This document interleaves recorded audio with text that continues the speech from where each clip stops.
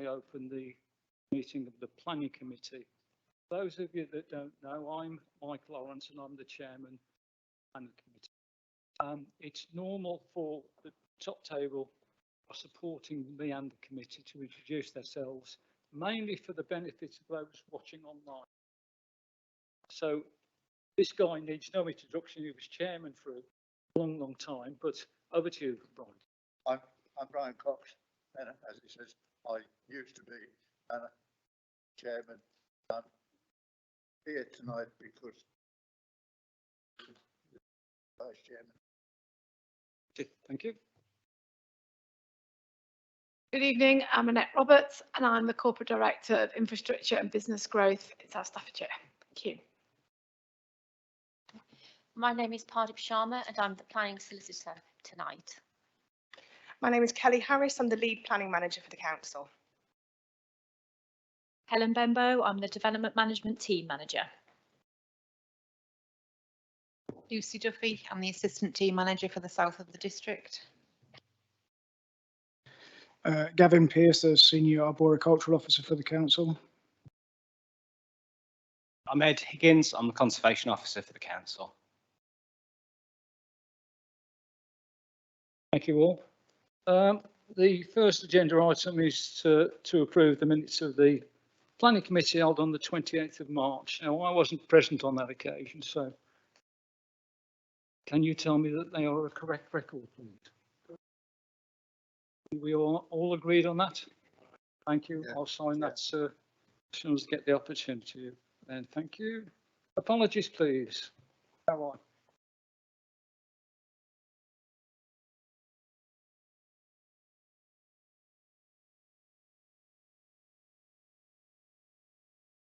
Wendy, yes. Thank you, Mr. Chairman. I've just noted that my apology was not noted for the meeting on the 28th of March, which they should have been. Okay. Yes, I've forgotten Councillor Bond, so he's sending his apologies as well. Yes. Thank you. And Penny, yes, we'll amend the minutes accordingly. Thank you.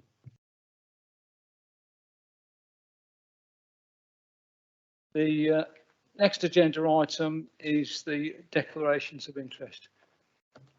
Yes, go ahead, David. Mr. Chairman, I have a non-pecuniary interest in the two Patfield Park cases, so I will withdraw what they're discussed and determined. Thank you for that. Any other member? No, thank you.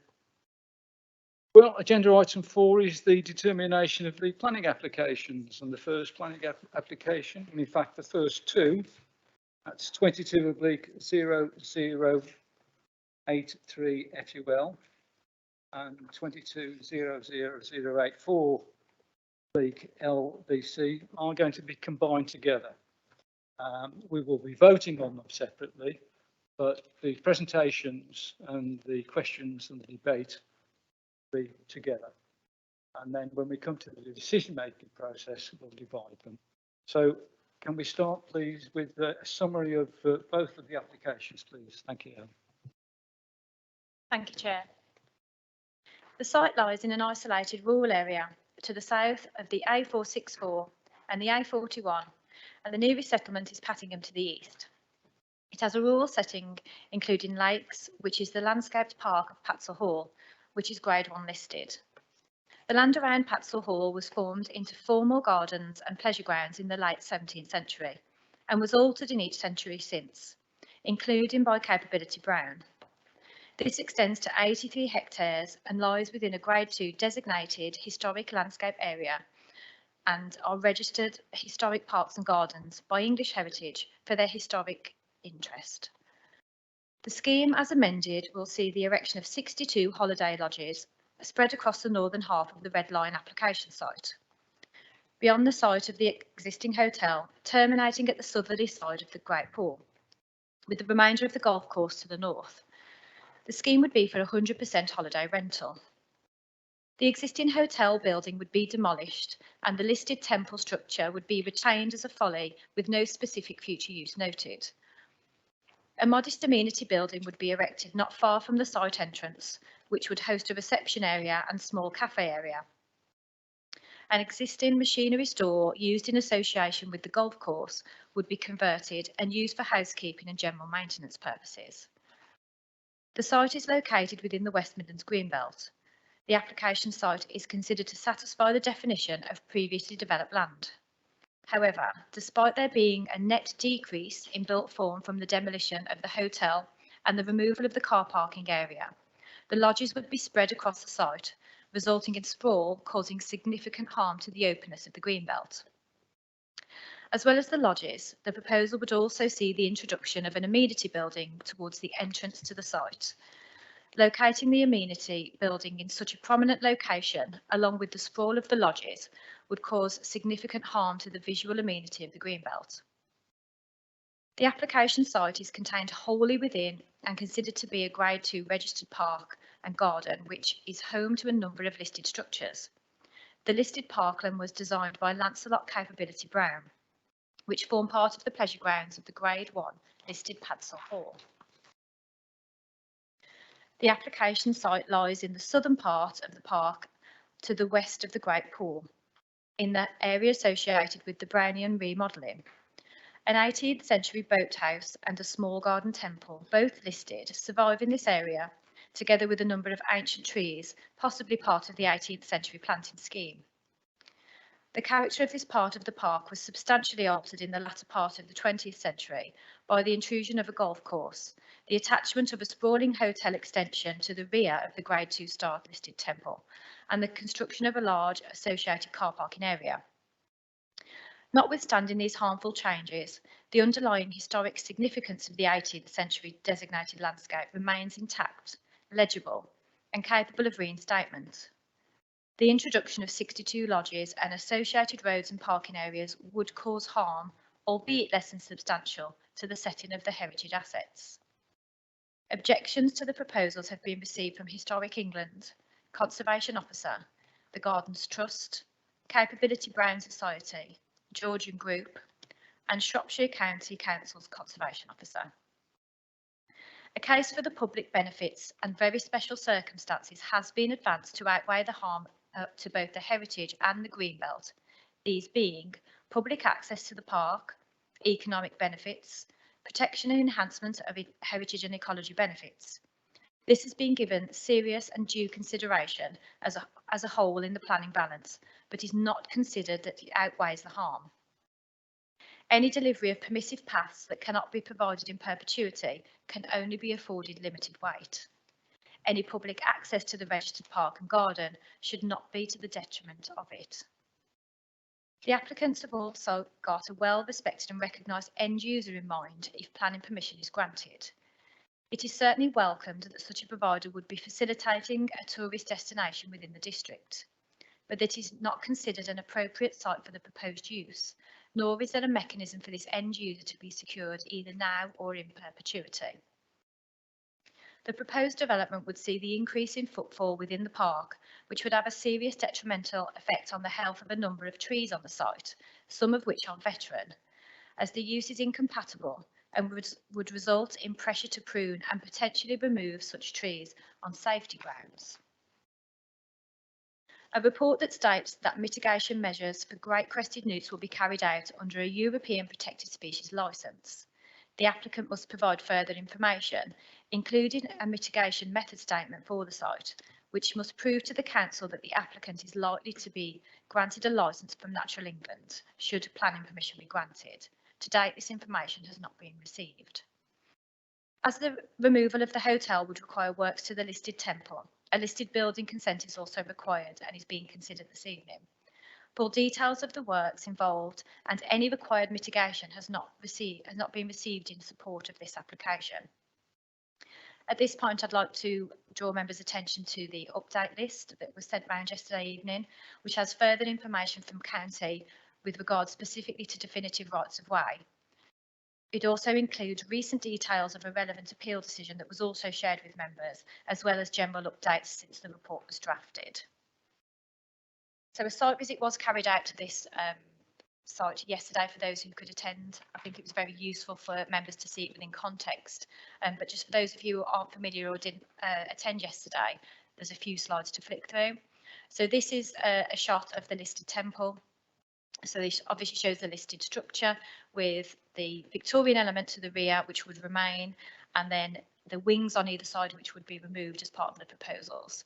The view to the right is along one of the pathways along the park. To the left is where the lodges would be located. Left-hand side is a view of the access path into the site, and on the right-hand side there you can see a view towards the hotel building. The wing on the right that you can see there would be removed. This is the location of the lodges. Left-hand side is a view from the raised terrace of the existing hotel across the site, again across the site of the lodges.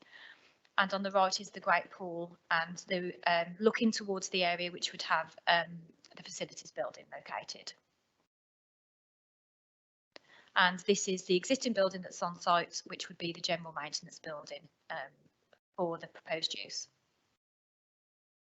One final slide of the wider site and the area covered by the lodges themselves. So you can see how they're scattered across the site from north to south.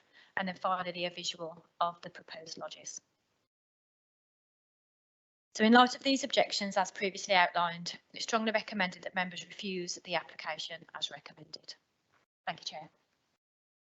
Thank you, Helen. We've got two speakers. First one is Mr. Robert Mercer. Mr. Mercer, you've got a total of 8 minutes to make your presentation. Thank you.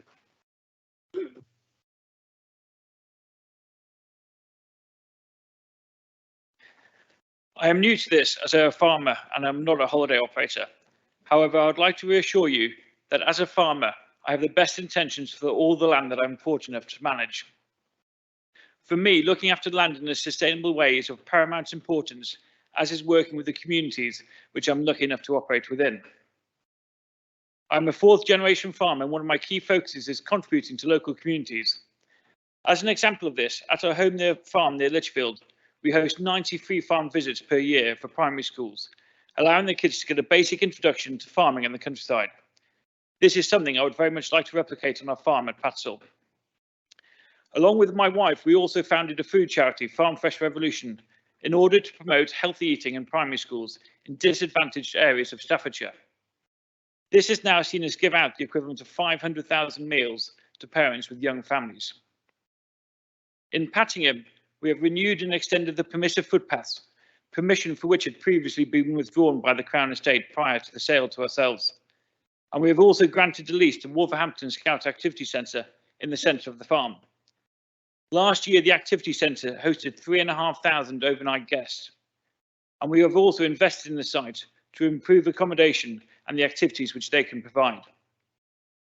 We have also planted in excess of 30,000 trees on the farmland since we have bought the farm. All of the above I mentioned is only possible on the back of a successful and profitable business. The point I'm trying to make is that I do care passionately about the communities in which I work and the land which we farm, and I can reassure you that I feel the same sense of duty to Patsall Park. So what is Patsall Park Golf and Country Club today? The golf course and hotel at Patsall have been closed since COVID as a result of it being a failing business. The previous business, in fact, went into administration. Currently, the site employs a fishing manager and some fishermen get to enjoy the fishing in the lake. Apart from that, no one gets to enjoy the parkland, and the parkland generates no income for the area. Furthermore, the hotel is in disrepair, and this ruins the setting of the historic temple which it has been built around. There is also no formal access to St Mary's Church, a matter which we understand has been of concern to the local parish church council for some years. So what is the proposal? The plan is for timber cabins and not park homes as originally planned. The cabins will be built and operated by Forest Holidays, who are a respected and quality national operator with B Corp certification. Forest Holidays operate 12 sites in the UK, including sites in national parks and areas of outstanding natural beauty. All the lodges will provide short stay self-catering breaks. So what is the scale of the proposal?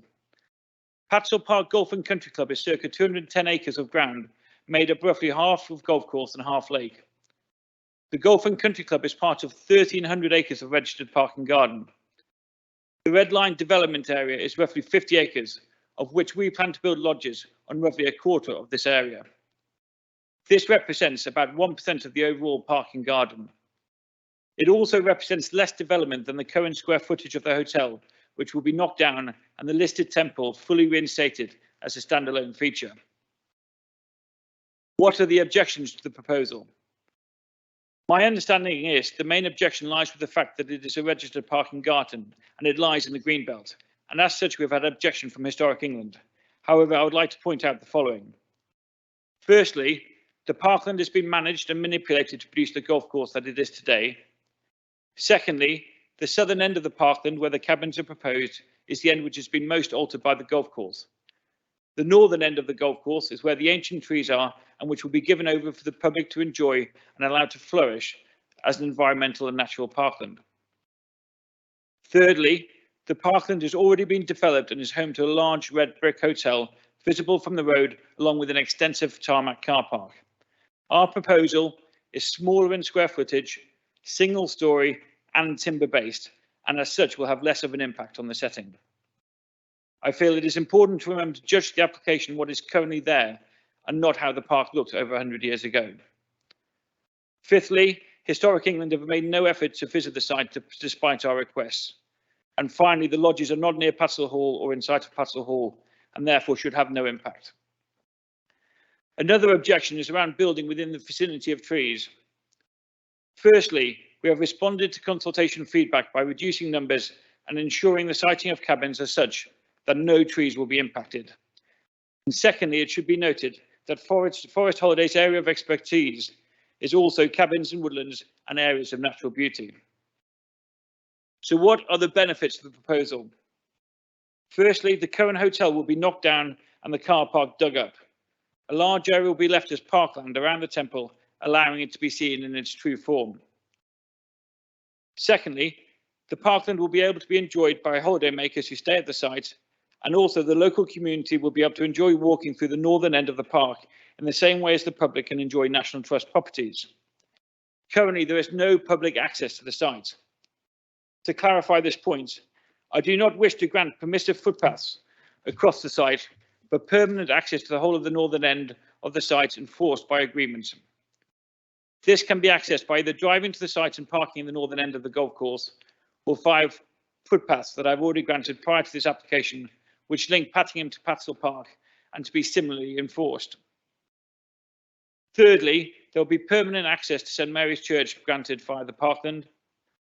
Fourthly, the northern area of the parkland and the parkland around the temple will benefit from not being a manicured, fertilised golf course, and as such will deliver biodiversity net gains to the site. And fifthly, and very importantly, economically, the site will contribute greatly to the area. The build cost will be circa £20 million, and there will be the equivalent of 32 new full-time jobs at the park.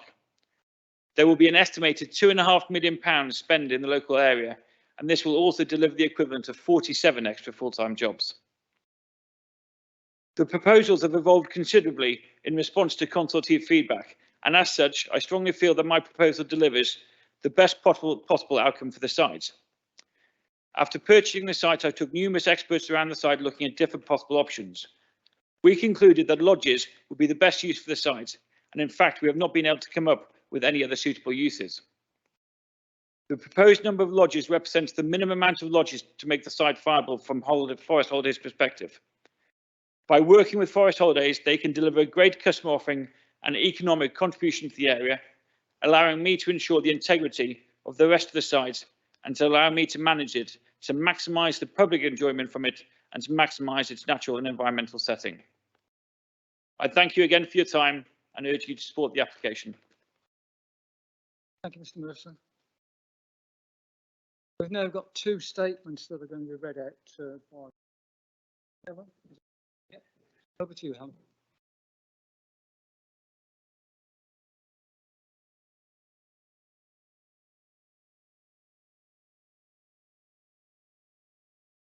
Thank you, Chair. So the first statement is to be read out on behalf of Paula Manning. The Patsel estate comprises land designed by Capability Brown and numerous listed properties which have been identified as being of historic importance. Our concerns can be consolidated into two key issues. One, the ecological and environmental impact. The estate is currently home to a healthy, varied and diverse range of flora and fauna, which would be adversely impacted by the increased noise, light, pollution and footfall that the development will generate. The second point is the impact on our privacy. As residents of the estate, if users of the development are granted access to the private walkway which runs adjacent to St Mary's Church towards Patsel Hall, this will result in significant increase in footfall along the boundary of our number of private properties. If the development were amended so that the access is restricted up to the church but no further, this would mitigate our concerns. That's the first statement completed, Chair. So the second one that has been submitted in relation to the main application, the full application, is a joint statement prepared by Louise and Sally Tilsley. Okay to start? Yes. As local residents, while we support the overall intention in the application to find a long-term sustainable use for the site, we object to the erection of the proposed 62 lodges, which we consider to be overly intensive. Patsel Park is a listed grade 2 on the Historic England Register of Historic Parks and Gardens and lies within South Staffordshire Greenbelt. The erection of the proposed lodges and the associated amenities will have a seriously harmful impact on the appearance and significance of the historic designated landscape. Their proposed distribution along a roadway running through the centre of the former wood pasture at the heart of the one-time golf course is not compatible with its location within the green belt. We would kindly refer to the decision makers to the many objections from the statutory consultee bodies, and with these in mind, we would refer the requirements to the Planning and Listed Building and Conservation Area Act and the NPPF. As you will be aware, the Act requires that special regard be given to the desirability of preserving listed buildings and their settings. Section 16 of the NPPF further highlights the need to fully understand the significance of the heritage asset in order to assess the impact and potential harm of new development. Local authorities are also instructed to identify and assess the particular significance of any heritage assets, including by development in their setting, to avoid or minimise any conflict. Furthermore, there is an expectation within the NPPF that great weight be given to the conservation of a designated heritage asset, and any harm to or loss of the significance, including from development within its setting, should require clear and convincing justification. Where harm does occur, this must be outweighed against the public benefits of the proposals. It is clear from the objections from the statutory consultee bodies that they consider more harm will be caused by this proposed development than benefits gained to the public. We quote a number of these objections as follows. Historic England. Historic England considers the current proposals to be over-intensive and would cause harm to the significance of the Grade 2 Historic Park and Garden and the Grade 1 Patsel Hall and its setting, the significance of the Grade 2 star-listed temple and its setting, and the approach and context of the Grade 2 listed Church of St Mary. We are therefore unable to offer support for the current applications. The Arboricultural Officer.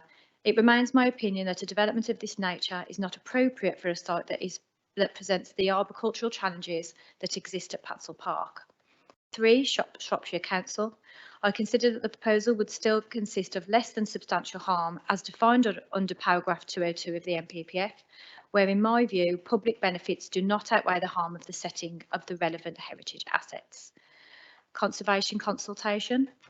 Based upon the changes to the layout that have been proposed, the scheme is still considered to cause harm to the character of the significance of the Grade 2 registered park.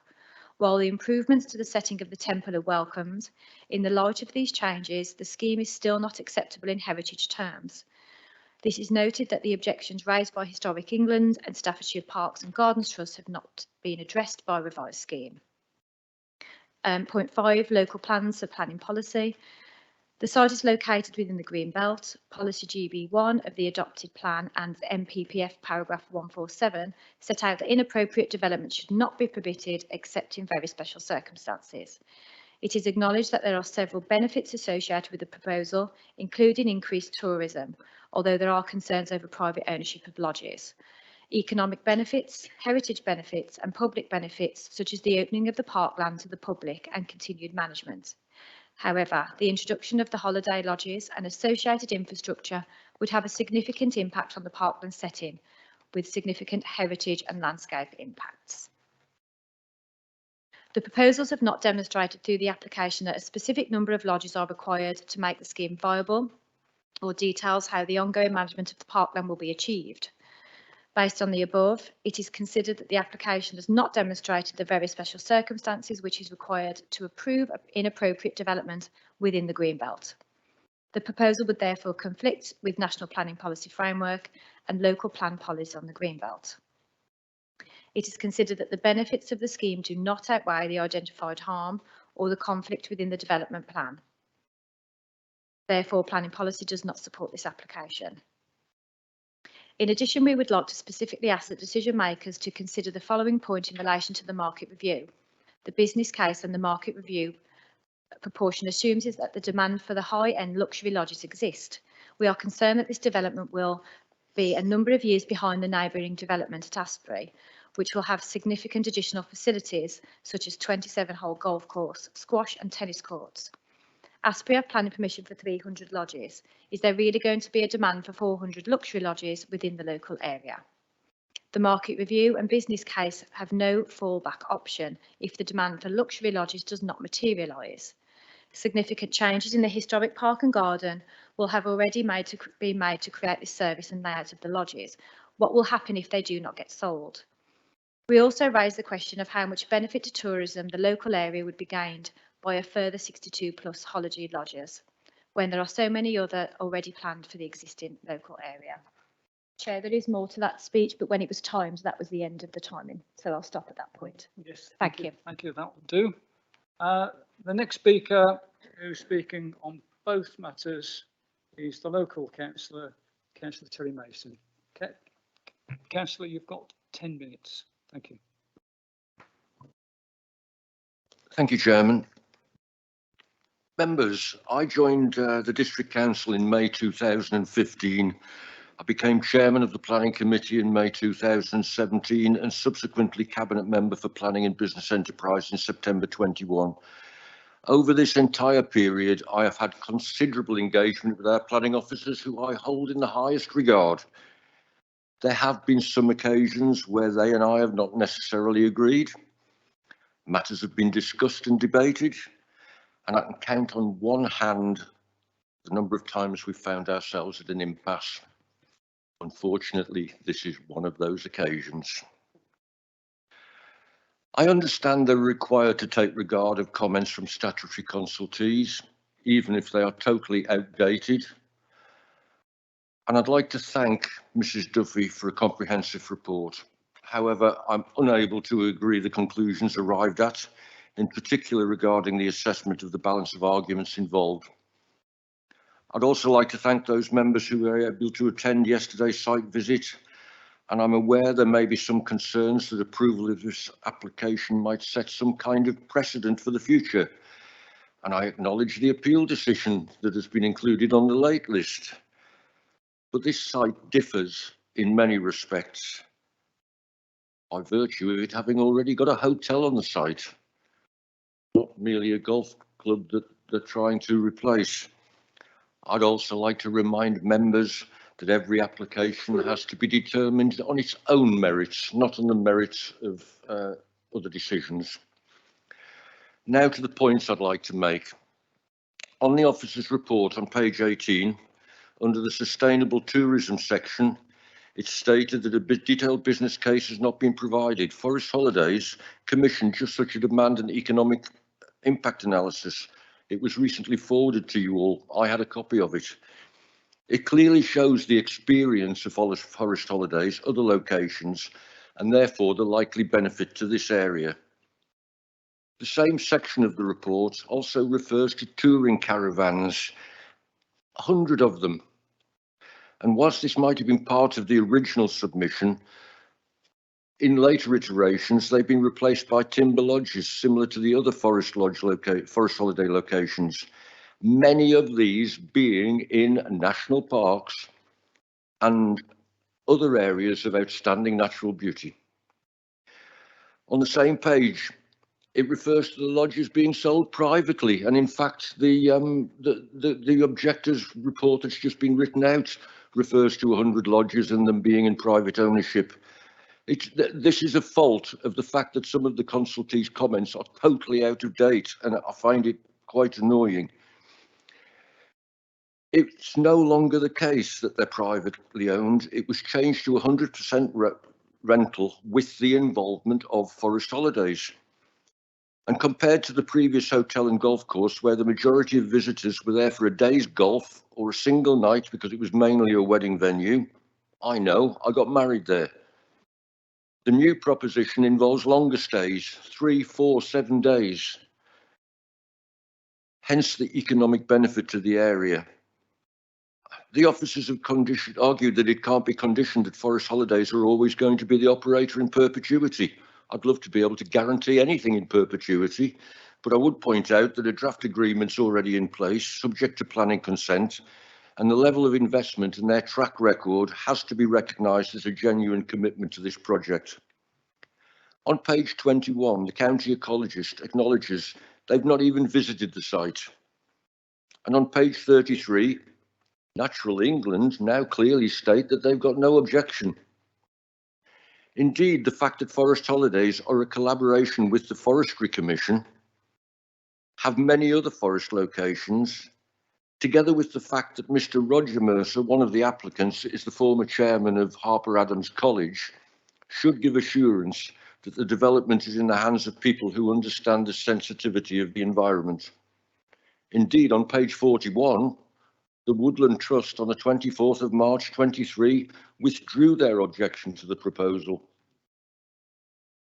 As part of my cabinet portfolio, I sit on the Enjoy Staffordshire Destination Management Board, and following 4 successive meetings where the lack of high quality accommodation for tourism was raised, I finally put my hand up and I drew their attention to this application. And on page 41, they express their strong approval for the development proposal. It's something we need in Staffordshire as a general, and certainly in this part of South Staffordshire. A lot of the outstanding objections relate to the fact that it's a capability brown landscape. However, Historic England, the Garden History Society, who again still refer to ownership by private individuals and don't acknowledge the reduced scale, the Capability Brown Society and the county ecologist have refused all requests to visit the site and engage with the applicants. How do we know about Capability Brown? I've heard the name. Most of you probably have. It's because people visit his gardens. I moved to Pattingham in 1986. As I said, I got married at the hotel in 2006. I was also a member of the health club there, losing money on 3 occasions when it went into liquidation. I didn't on the 4th because I didn't rejoin again. I learnt my lesson after a while. Until I got involved in this application, I wasn't even aware of the landscape. Indeed, those of you who went on the site visit have seen more than the vast majority of residents of Pattingham, Patsell, Purton, or the wider community.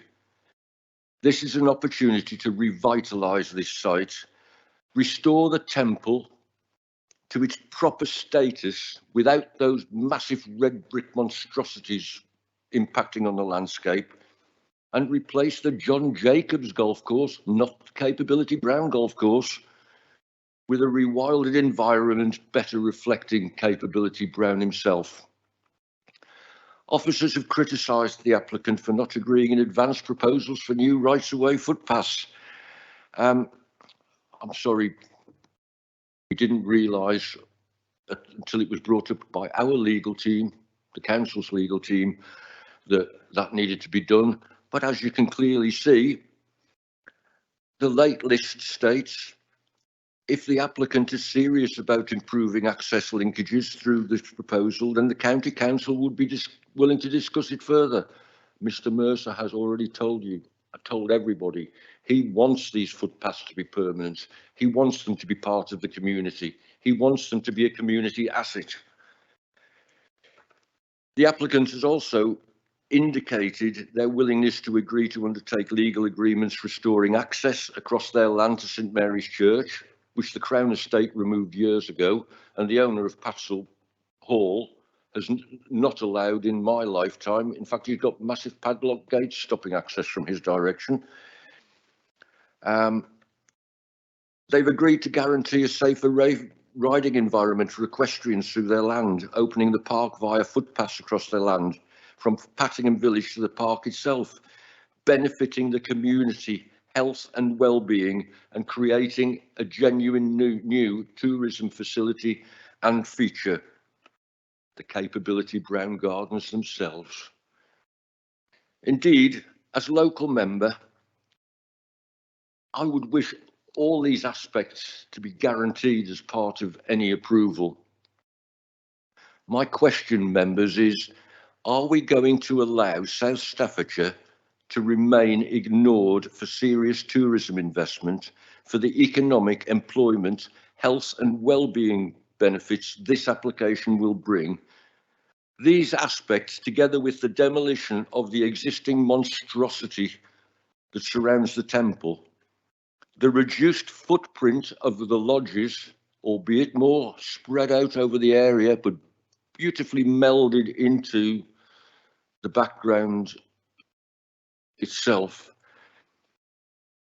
in my judgment, they do tilt the balance sufficiently to warrant approval. Personally, I would urge members to welcome it with open arms and support this application, and I did it in 15 seconds less than when I practiced it yesterday. Thank you very much, Terry. Okay, we go to questions. Does any member? Yes, Victoria. Thank you, Chairman. I visited the site yesterday, and as we were driving around, I was looking at all the trees, and some of those trees, I don't know how old they are, they look ancient, veteran trees. And I can't see anywhere in the report how the veteran trees would actually be protected. And the applicant has stated that the ancient trees were only in a certain part of the site, but I understood from the officer yesterday that they were dotted throughout. And I just wonder, you know, would the conditions sort of reflect the requirement for some protection from, you know, children visiting the site, playing on their bikes, banging into it, barbecues being lit, you know, all that sort of thing. You know, is there anything in there that would preclude that from happening and add to the safety of the trees? I also wanted to just confirm why it is that all these authorities, all these bodies haven't visited the site. Is that something that they don't have to do, and why? I'd like to know the answer to that. And also, I'm trying to understand, and I may have missed it in the report, but I'm trying to understand how do we know that the lodges would not end up being sold for permanent inhabitation, and that they would always be for a short term, couple of weeks rent, for instance? I'm just wondering if anyone has the answers to that, please. Thank you, Victoria. Before I hand over to the officers, just to answer most of those, I think the main reason that the Woodland Trust withdrew their objections, they were satisfied with the treatment of trees. And yesterday going round, like you, I was in admiration of some of those trees. They're brilliant, aren't they? But let's speak to the officers, and I think have we got a specialist officer here to do with trees? Thank you. Yeah, with regards to the veteran trees on site, but not just the veteran trees, but a lot of the other mature trees on site. This kind of goes to the core of my objection to the application, which is that basically with the change of use on site, you are inevitably going to get increased pressures on the veteran trees and the mature trees, simply by the use of the site transitioning from people occasionally walking past, playing golf, what have you, to permanent human presence and habitation in and around the trees. You're naturally going to end up with ground compaction and increased risk to people from basically being in permanent vicinity to these, trees, which they do inherently pose a risk. Veteran trees will automatically carry a risk by virtue of their age and condition. That's an acceptable risk when it's a golf course. It's an acceptable risk when it's open parkland. That risk suddenly becomes unacceptable when you have a permanent human presence around those trees in close proximity. So I wasn't satisfied that the protections, that the restrictions of access to those trees was sufficient to safeguard people and to safeguard the trees going forward. Thank you. The question about consultees and should they visit or do they visit or don't they visit? Thank you. Thank you, Chair. Yeah, to come back on a couple of your points, Councillor Wilson. In terms of conditions for trees, we haven't drafted any conditions because fundamentally we disagree with the development, so therefore it's listed as a reason for refusal, as just been outlined. The site visit for consultees, it's not something we can insist on as officers. They obviously have to make a judgment on their own assessment of the application and obviously their own resources. We obviously as officers make a visit, and our kind of photos and information that we take would be available to them should they request it, but it's very much on their own back if they want to visit or not, down to resources. Your question about holiday lodges in terms of what would stop them turning into permanent residents, we shared kind of similar concerns, so went back to the applicant to say we want to make sure that they are holiday lets and nothing more permanent. We did ask for that to form part of the description of the proposed works, but that wasn't agreed to. So we've left it as you can see currently described. And I think, was that the, yeah, I think that was all your points covered. Thank you. If I could just add to that, I think that's, as Helen says, one of the sort of concerns we have is that if committee were to grant consent for it to be a holiday lodge, it would be done by condition, and there's nothing to stop in years to come that condition could be applied to be varied for an alternative. And even if the council didn't agree, there's obviously a right to appeal on that, and that's one of the concerns we have about the proposal. Thank you. Okay, Victoria. Thank you. Any other member got a question or questions? Okay, then let's move into the debate. Councillor Perry, yes. Thank you, Chairman. I just wonder if this doesn't happen on the site, what about the longevity of the site? Because it's obviously there's no golf there anymore. So what will happen to the site? It would be criminal for it to be left to go into disrepair, which a lot of times these things do happen. So I want to know what will happen to the site if this doesn't be agreed tonight. Thank you. Yes, thank you. I mean, from reading the report, at least one of the consultees was quite happy to let the estate rewild. But can we answer in more depth, please? Thank you. We'll probably take a joint approach to answering that question, but in terms of the local planning authority perspective, it's not really our job to tell people what to do with the site. We obviously appraise the proposals before us. The development as we see at the moment, we don't consider as appropriate. There's been some suggestions about alternative sites within the same land ownership where the lodges could be moved, but again, the applicant wanted this particular site to be considered again, not something that unfortunately at this time we could get to a point where we were comfortable with in heritage and greenbelt terms. But obviously there's a duty for landowners to maintain properties and to keep on top of them, keep them watertight, for example, so they don't fall into disrepair. It's not really letting a property fall into disrepair and not doing the right maintenance and keeping on top of it and doing what is your due diligence in terms of keeping on top of it doesn't really justify inappropriate development. So it's about that balance really, and making sure that appropriate maintenance is carried out. We understand from the site visit that it is it is in a bit of a condition and does need some time and attention, but it's watertight as far as we know, so there isn't any long-term damage going on, unless any other officers want to come in on. I think it's just as a matter of throughout the course of the application as well. I know that Councillor Mason referred to an economic case that's been put forward.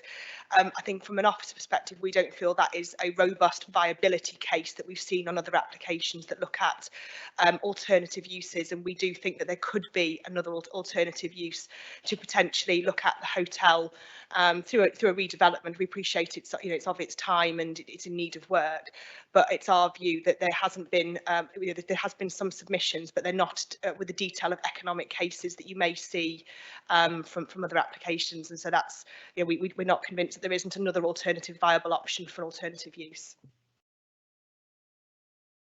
Thank you. Okay.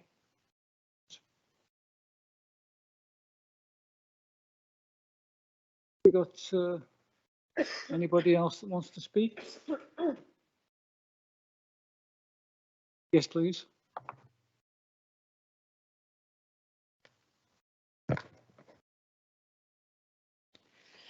Capability Brown, known for his wide sweeping landscapes with long views and designed gardens and pleasure grounds, would be very upset if he could see this landscape. It's something he designed, it has no visitors. Indeed, the Capability Brown Society proudly comments that more than 30 of his gardens are open to the public. We all know some of these because we've been able to enjoy them. My connection to this site goes back to the 1990s, when for 10 years I was a member of the Leisure Club. I'm sorry to say that repeated hotel businesses have failed in this location, which was used principally as a wedding and conference venue, visited at weekends, and usually for one night only. This application proposes a sustainable use for the site with high quality, self-catering accommodation, which will benefit those looking for peace and tranquility. In this economic climate, holidays of this type in this location become more desirable as the costs of travelling increase.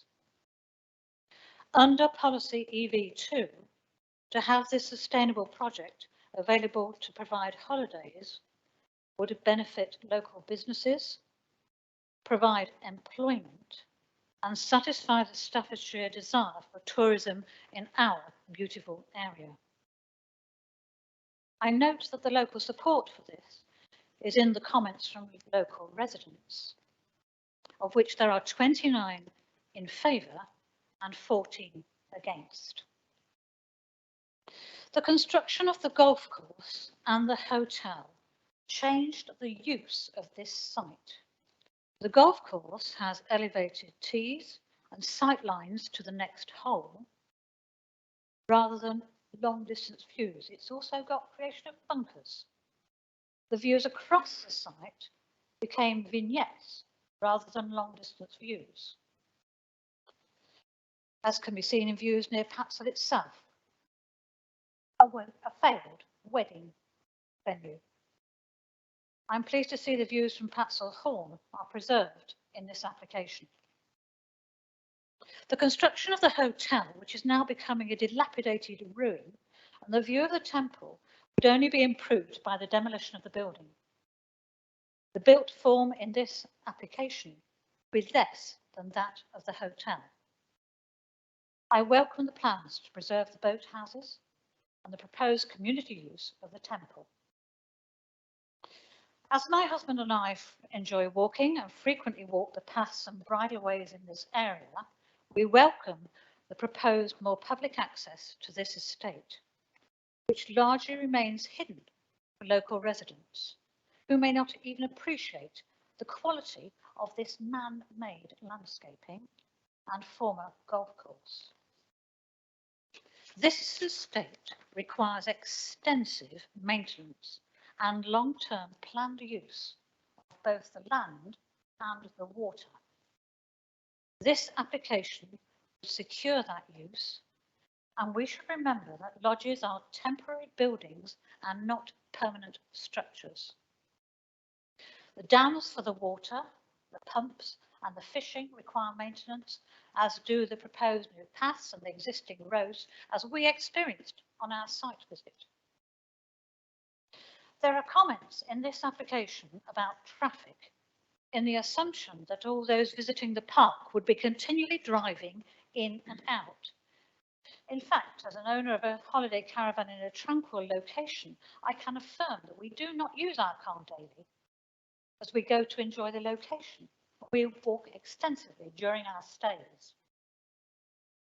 As Councillor Mason has already said, the misleading numbers and the comments read the business plan and the type of accommodation provided have led to some misinterpretation of these proposals. This is a unique opportunity to put South staffs at the forefront of tourism in the county and to secure the fate of this estate in the long term. Having looked at the Forest Holidays' sensitive siting of their lodges, I believe that we can secure benefits for tourism, local construction, business, employment, and access for the public if this is agreed. As a council, we have agreed to improve the health and well-being of people by providing excellent leisure facilities. We have agreed to provide a quality environment. We have agreed to work with our communities. All these benefits are in this application. Finally, while I acknowledge the interests of Historic England and the capability of Brown Society, they do not have the local knowledge which we have as regards this application, although they should have an appreciation of the planning balance we are trying to achieve in this situation. They also know the costs involved in maintaining historic buildings and estates for the future. And should this application be successful for the long-term future, it will be assured. This shall be a factor in our deliberations this evening. I'm astonished to see they have not visited this site. Mr. Chairman, I'd like to propose a motion for approval. This motion is as follows. To delegate approval to the Development Team Manager in conjunction with the Chairman of the Planning Committee, preferably with input from the 2 local members, or approval subject to conditions, covering 1. Rights of way to access and enjoy the park. 2. New equestrian routes as submitted. 3. Pedestrian and vehicle access to St Mary's Church. 4. The use of construction materials. And 5. Construction travel management plan, plus any other suitable conditions. Such matters to be by way of condition a Section 106 agreement, a unilateral agreement, or any other legal agreement deemed necessary legally, including pre-commencement conditions if appropriate. Thank you, Mr. Chairman. Thank you. Have you provided officers with a copy of that proposal? It's rather lengthy, and yes. If we could have a copy of it, please. Thank you.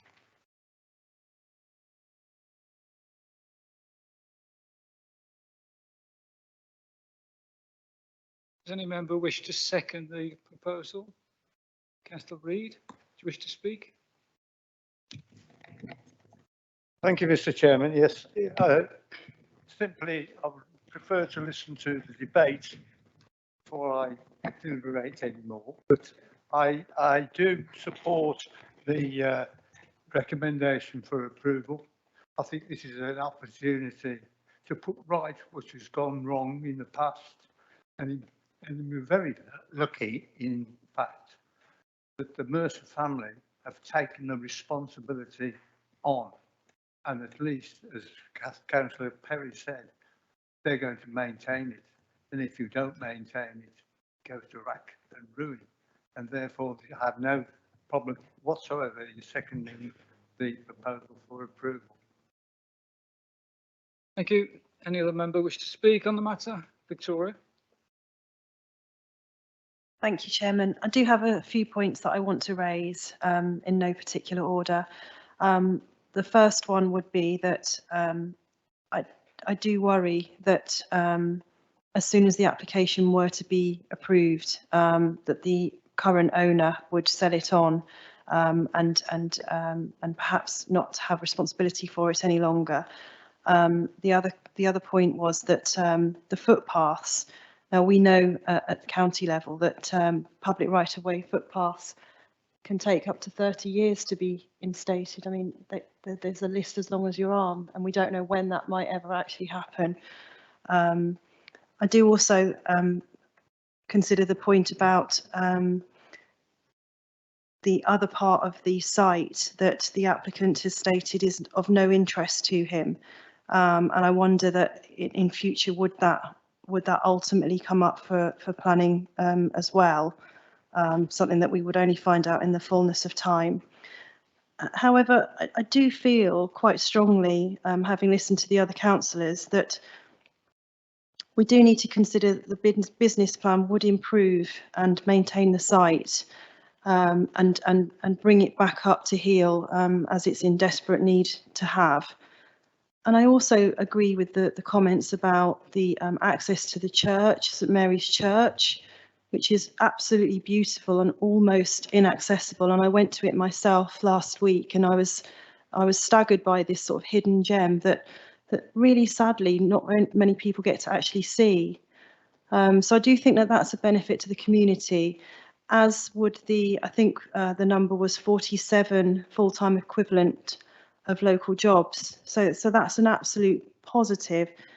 So I think also the comment that was made about the current site, the current hotel, with the introduction of these lodges, there would actually be a decrease from the existing structure, which is brilliant. And I do feel that the economic benefits and the public access could outweigh the harm, as said so very sort of strongly by the local member and by other members here this evening.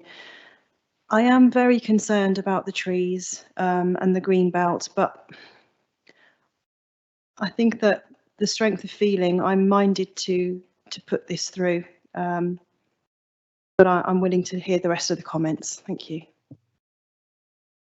Thank you for that, Victoria. Yeah, I mean, this is all about planning balance at the end of the day, isn't it? I have never seen a planning application with so many negative comments from consultees, and that does concern me. All right, they haven't been to see the site personally. That's quite common these days. They do desktop exercises, which we accept week in, week out. And there's no reason why we shouldn't accept their comments and observations in this case. I went to the site yesterday. It's a marvellous site.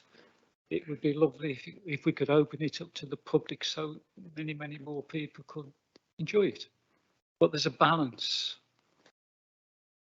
Is the benefits of opening the site up, the economic benefits, the tourism investments, is that far better than having the site maintained and preserved and protected, the heritage protected? I don't know. I haven't got the answer to that. I'm hoping that you give me your views on those questions, but on those answers. If we talk purely about economic terms, South Staffordshire doesn't have a problem with unemployment. We have very high employment in South Staffordshire. There are thousands of people desperately waiting for jobs. But in our local plan, we've got a rail freight interchange down at Gailey that's going to attract about 8,000 or 10,000 jobs. I can't remember off the top of my head. Over the next 15 years. So there are going to be plenty of opportunities available for people who are not employed to seek employment. Those jobs will be made available. That's just one example of jobs that we are planning to be developed going forward. My other concern is, at the end of the day, and I wasn't aware of this until I read the presentation by the two ladies that Helen read out, Asprey. Asprey is 15 miles from the location of this development, this proposed development. It will have 300 lodges. It will have far superior facilities. And if people are going to come into this area, which one are they going to pick? I don't know. Again, I haven't got an answer to it.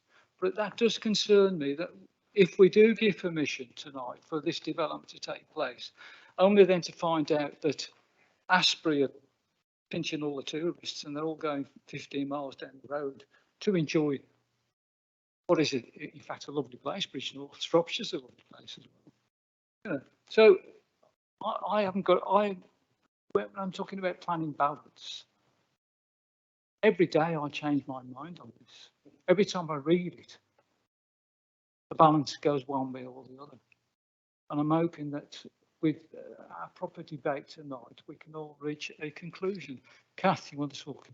Just if I may, Chairman, I hear what you say, but we have to take each planning application on its merits. You've just mentioned something 15 miles away, sorry. That is irrelevant. We're talking about this planning application tonight. And I do think we've got a lot of assets within Staffordshire of listed buildings throughout Staffordshire. This is another one.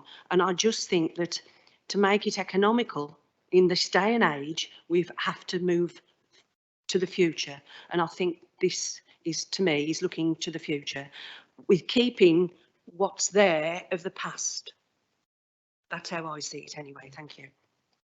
Thank you. Do you want to speak, Brian? Try. Some years ago, we had an application in the other side of Blimmel where there was a huge lake, and people wanted to put a lot of places that they want to do now. I don't know, perhaps Lucy may be able to tell about that. And that was very difficult, and it was refused. It was refused because it wasn't anything like the application that there is now, where the one is being offered now is doable. That wasn't. And I'm sorry if I explain to the people, I've had a stroke. I have some difficulty speaking, but that application, what a beautiful, it still is. We go regularly to walk it, and it's absolutely beautiful. And they wanted, but I think it was about 70 or so lodges, and that was refused. And I don't know, I can't see, I couldn't see how that could be possible to do it. I can see how to do this one, and I hope that when they get to the golf course and get all the bottom the golf balls, they're about 100 of mine, and I'd like to have them back. Yes, thank you, Brian. Mark, you go ahead. Thank you, Chair. I share your concerns. There's been a lot of mention of capability brand. I can speak with a little bit of authority about capability brand as I studied him as part of the degree. And let's put this argument to bed. He would not be supporting this application if he was sitting in this chamber this evening. He would not be supporting this application. And I think some of the comments that we've heard are for the wrong reasons. We've heard, let's support the application because we don't know what's going to happen if we don't support it. We cannot, I don't think we could be thinking that. And the other arguments appear to be economic. It's good for the economy. It's good for jobs. It's good for the money. It's going to be good for business. Let's drive it. Let's drive it. The free market. It's beautiful. Let's drive the economic argument. I can't support this application, which is going to destroy this wildlife, the trees, the flora and fauna, in the support of an economic argument. We've had the gentleman sitting there. Sorry, if that sounds a little bit dismissive. With an argument telling you about the damage it's going to be to these veteran trees that we all sit in there and we're all pretending that we love. But we're quite prepared to damage them and kill them for the sake of an economic argument. I can't support it, Chair. Thank you, Mark. It's quite clear. Oh, Kelly, you want to come back?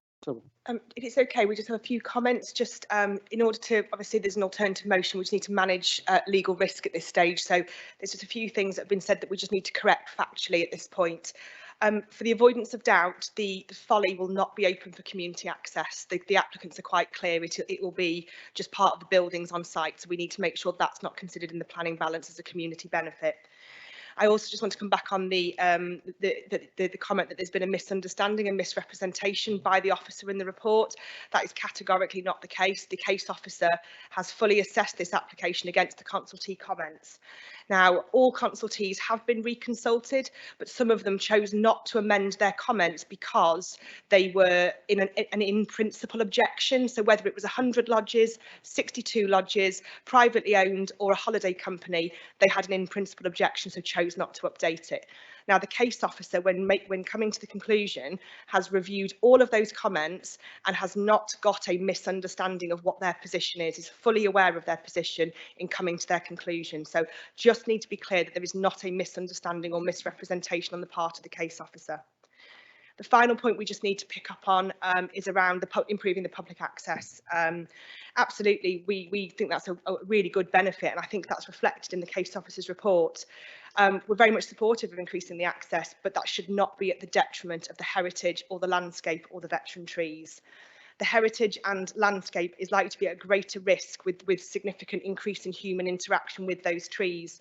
And that it doesn't need managing at the moment because it's rewilding, so there is no cost at the moment. Obviously, putting people into that landscape then requires those trees to then be managed and maintained. At the moment, those trees are not being managed because they're in a wild environment, but they would need to be required to be managed, which is where the concerns from the arboricultural officer is that then that may require some of those trees to be removed for health and safety grounds, which is where we have those concerns.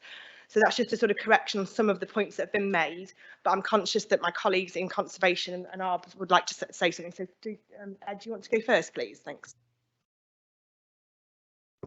Thank you. Yeah, I'd just like to come back and say, I'd like to assure members that I know a lot of comments have been made about the consultee comments, and I have visited the site. I've been invited by the applicants and the owners of the site and had a good look around the site on multiple occasions. So I'm very much aware of the condition of the site as it stands. I do welcome the removal of the 1970s, 80s buildings from the temple. It was never intended to be seen like that, but that harm has already happened. But because the site has been eroded and the character has been eroded away, that is not a reason to further erode that.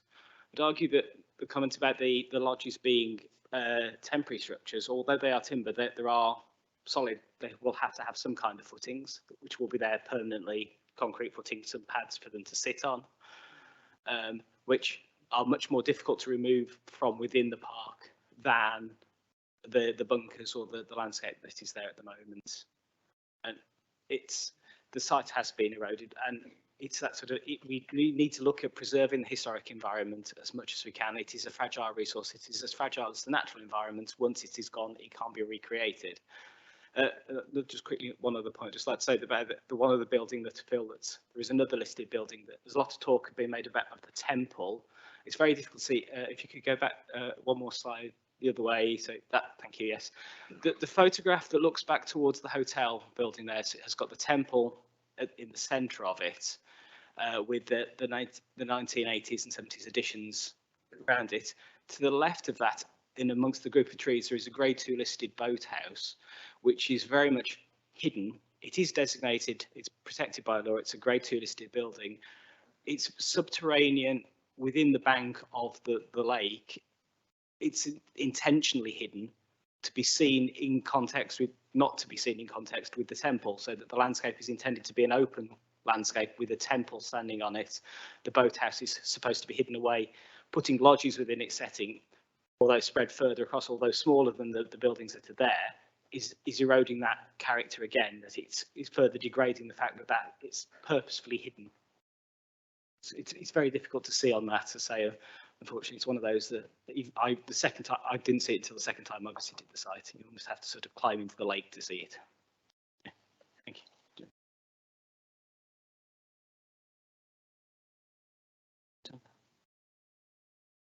you. Yeah, so I just want to make a very quick point, which Kelly has already touched on, but just to reiterate with regards to the change of use of this site and the trees on the site. Obviously, I am the arboricultural officer. My principal concern is trees, but make no mistake, this is not a tree issue. This is a human issue. Okay, this is a health and safety issue. And I just want members to bear that in mind and give that some consideration, because when you put people in close proximity to veteran and mature trees on an almost permanent basis, it is a health and safety potential issue. Okay, and that was just a point I wanted to clarify and make again. Thank you, Chair. Chair, I just wanted to touch upon the point in relation to the public benefit, so far as the rights of way are concerned, because, listening to the debate and listening to members' points, it's clear that the special circumstances argument that appears to be advanced is focusing quite heavily on public rights of way or new rights of way. And therefore, I just thought it was very important that I just stepped in and actually referred to page 51 of the report, where we've actually set out, how these new rights of way are actually going to be created. Because reference has actually been made to permissive rights of way, both in, by the speaker and also in the report. And I have to say that permissive rights of way are simply that. It's a permission by a landowner to actually say, well, you can actually roam on my land, but they can be withdrawn at any time. And in fact, that point was actually made by Mr. Mercier when he actually dealt with his presentation. They had certain rights and those rights are actually withdrawn. Given the fact that it appears that you are putting substantial weight on the public rights of way, it's important that there's an understanding that those rights of way are actually going to be created through a separate legal procedure under the Highways Act. And therefore, it's important, for us to actually understand that if that procedure doesn't actually materialise for one reason or another, i.e. a public creation order, then the public benefit that's actually being promoted, by yourselves might not necessarily happen. And therefore, the motion that you have actually put forward, councillor, needs to make it absolutely clear that one, the rights are of a permanent nature. Secondly, via a public creation agreement, and secondly, that if you are placing substantial weight on those rights as a public benefit, then the agreement needs to stipulate that the planning permission is only released, if those rights are actually provided. And I think, that's got, fundamental, in terms of the overall balance. So I've got the motion, in front of me, but I just thought that it was important that I actually ensured that there was a clear understanding of, how those rights are actually going to be created and how they should be followed up in a legal agreement. Sorry.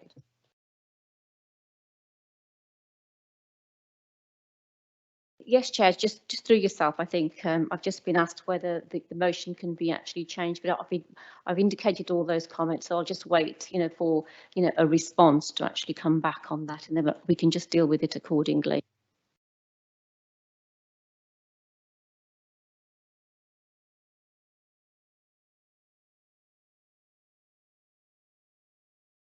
Yes, I do apologise. There's just one small point that I forgot to mention, that when we're talking about public rights, everything is in consultation with the county as the highway authority. And so I think, again, it was important that we incorporated that provision, in the motion. Thank you. Robert Reid, yes. I'd just like to second agreement with the seconder. Thank you. Thank you, Robert. Penny, yes, come back. Thank you. I understand the officers' difficulties with this and the problems with the consultees. I think it's very distressing that people who are supposed to be taking active interest in it, don't appear and cannot appear in front of us either in order to uphold their interests. Want to make 2 points. First one is about trees. Forest Holidays has links to the Forestry Commission. The Forestry Commission, as we all know, takes very seriously the upkeep of forests and trees. And for that reason, the advice given about the location of these holiday lodges would be subject to their approval, sure. Secondly, the very large car park attached to the hotel would disappear under these provisions if this application is passed. You will know that in previous times there have been 300 guests at weddings at this location, all of whom have parked their cars on this. The hard standing associated with that car park is less than the hard standing. Sorry, is more than the hard standing than would be associated with the concrete paths for holiday lodges. And under this application, that car park would be removed.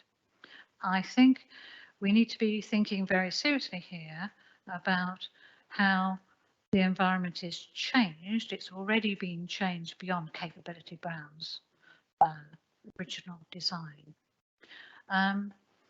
When I'm thinking about the use of this for holidays, I am acknowledging that the peace and tranquility of this setting is not likely to attract those people who want to play squash, tennis, rove round on quad bikes or do anything else that disturbs the environment. And I think we have to be quite conscious that this type of environment is likely to engage with people like myself and my husband, who actually have no facilities apart from a toilet block and a reception on our holiday site. We also have, adjacent to my owned holiday park, 100 people who come to camp with no facility except a toilet block. And there are a lot of people who still want that type of a holiday.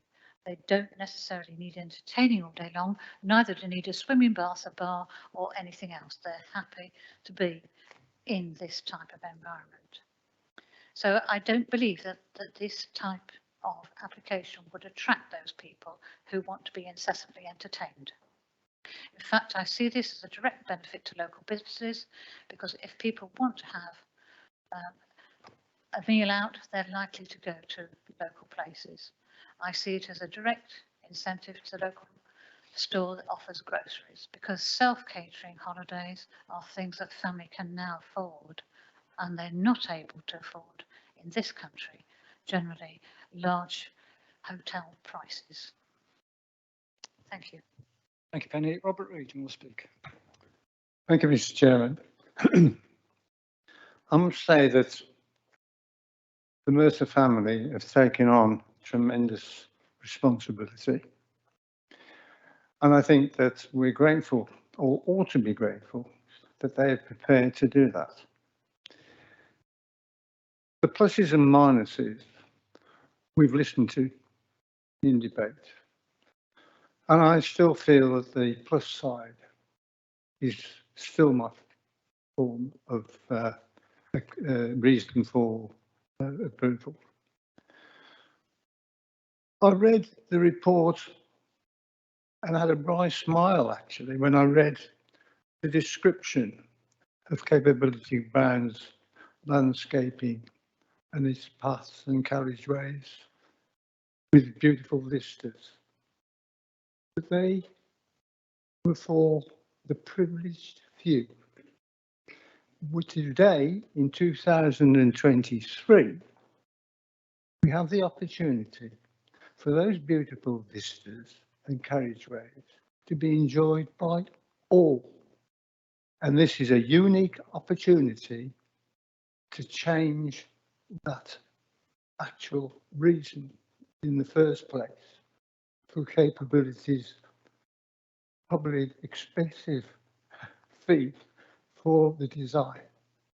I think the golf course itself has carved up the existing parkland, and I think the opportunity for it to be looked after now is one to be grateful for, because if we don't, vegetation will take over, and irrespective of the regard to the fauna and flora, the vegetation tends to take over what you don't see anymore. It creeps into buildings and destroys them. We know that. This is a great opportunity to prevent that, and I think that we should take advantage of it. Thank you, Mr. Chairman. Thank you, Robert. Any other member wish to speak?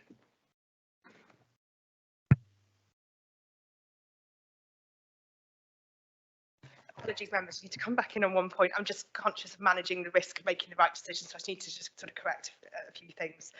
I know, Councillor Allen, you referred to people that aren't here, and it's a shame they aren't here.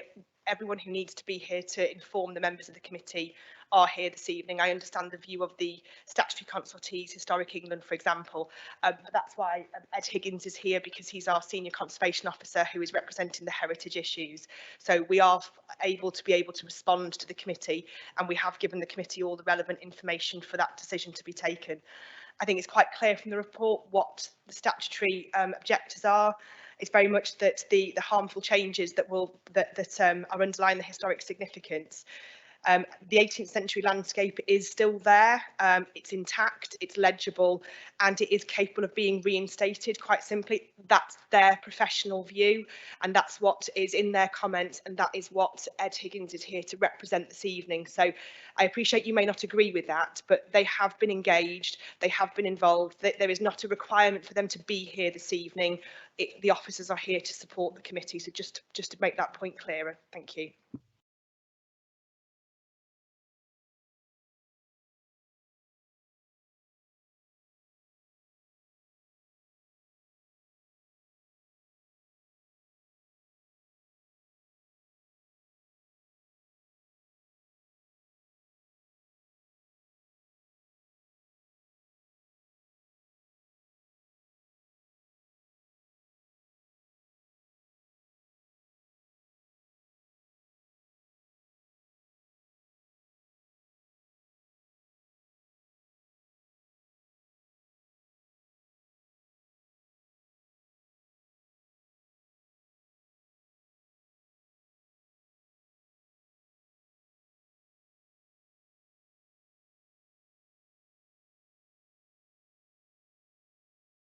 Oops, excuse me, for the benefit of the committee members, I was just having a quick conflab with the officers about the wording of the proposal to make it quite clear what you'll be voting upon. So it's going to be read out to you again, so we can all listen to it very carefully. Thank you. Thanks, Chair. After the discussions that we've actually had, as the Chair has said, it's important that we're clear what the motion is, before members. And as you've set out, Councillor, the motion is to delegate approval to the team manager in conjunction with the chairman of the planning committee, preferably with input from local members, subject to conditions covering permanent rights of way to access and enjoy the park in consultation with the county council, new equestrian routes as submitted, opening up of pedestrian and vehicle access to St Mary's Church, the use of construction materials, construction of travel management plan. And just on that, I did actually pick up in the report that the county have actually said that, you know, if approval is actually recommended, they actually want a commuted sum of 7k for the travel plan. So obviously, you know, it is important that that is actually, is 7k? Yep, we capture that. And as was indicated, no planning permission to be released until the public rights of way are provided in consultation with the county council. And Chair, just through yourself, as the public rights of way, the new rights do involve a separate legal procedure. You know, the suggestion is that if those public rights of way do not materialise or are not provided within, say, a 12-month period, then the matter is actually referred back to the consideration. And just one other point, which I think, again, I forgot to mention, that you know, this is a departure from the plan. It's greenbelt, and therefore there is actually a need for us to refer this application to the Secretary of State to ask for a decision as to whether it needs to be called in. So those are okay. That's the motion. Thank you, Pardy. Some narrative, sorry. Okay, members. Just to be absolutely clear on that, it's definitive public rights of way. That's the wording. Okay, thank you. Okay, members. If there's no further Just a debate- couple of afterthoughts, Mr. Chairman, if Go you on. don't mind. The one was the arboreal report, and we can understand the importance of his job because we're having to do it ourselves, owning trees. But he does state in the report that this isn't a planning matter, so I don't know why it's in the planning report at all.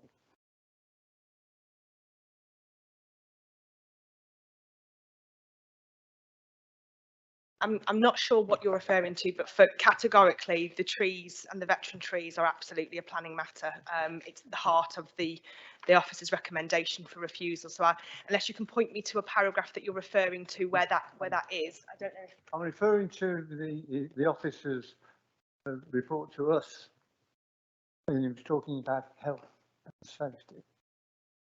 That's part of the remit of an arboricultural officer, is to look at the health. According to the report, he said, although this isn't a planning reason. No, I don't.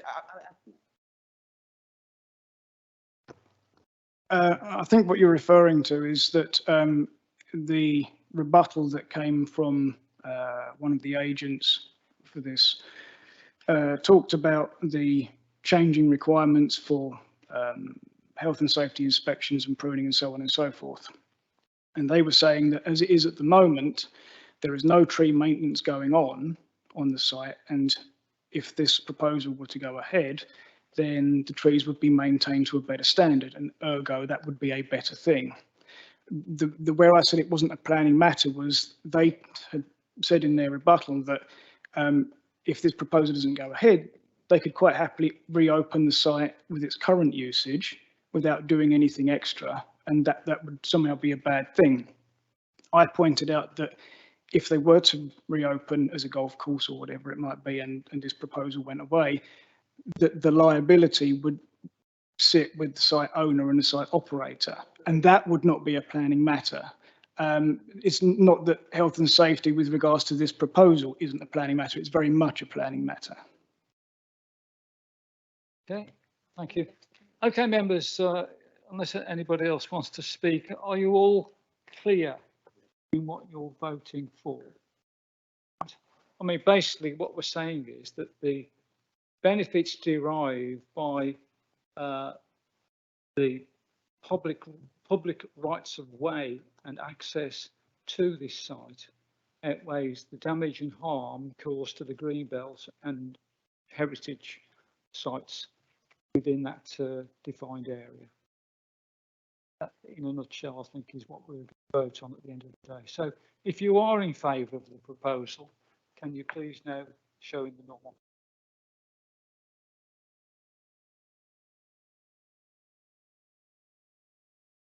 Approval, yes. Approval. Yes.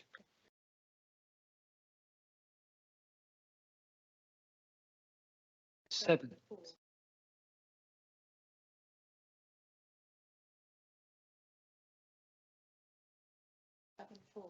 Yes.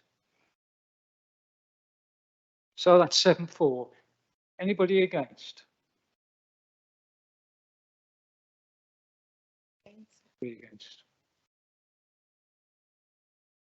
Any abstentions? No? Okay. Well, in that case, the matter is approved. 7 committee members have voted for the proposal to allow the development and 3 have voted against.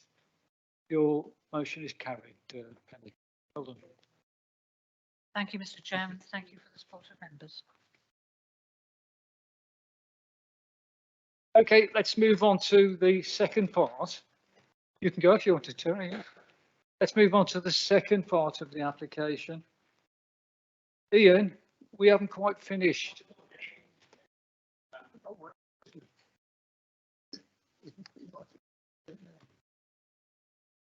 Okay, the second part of the application is, if you look at it, it's about knocking the old hotel down, but doing it in such a way as it protects the temple.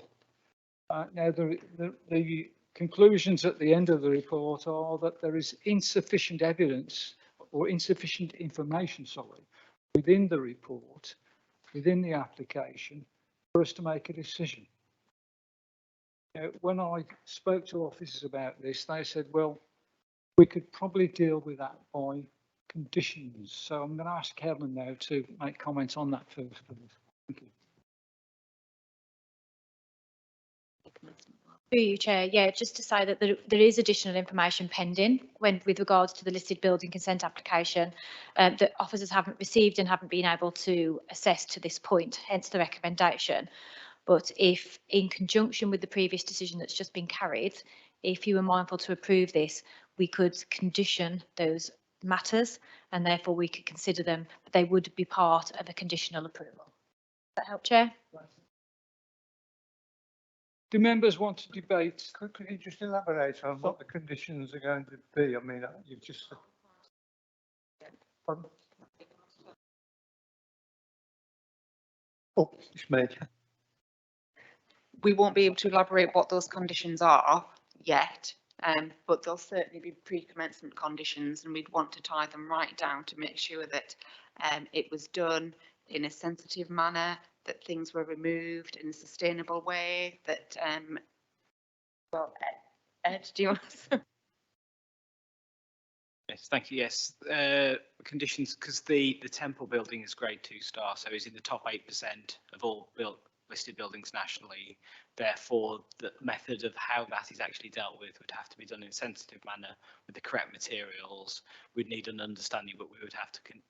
I can't elaborate on what that would need to be. It's going to, part of it is down to an understanding of how the current modern buildings are integrated into it and what would need to be done to get them separate.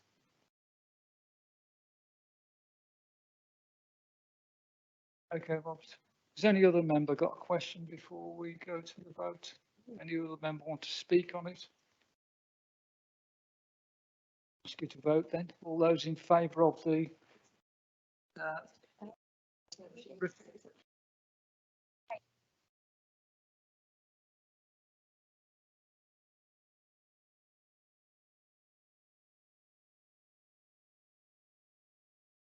Penny, put a motion forward, will you, to change this to approval?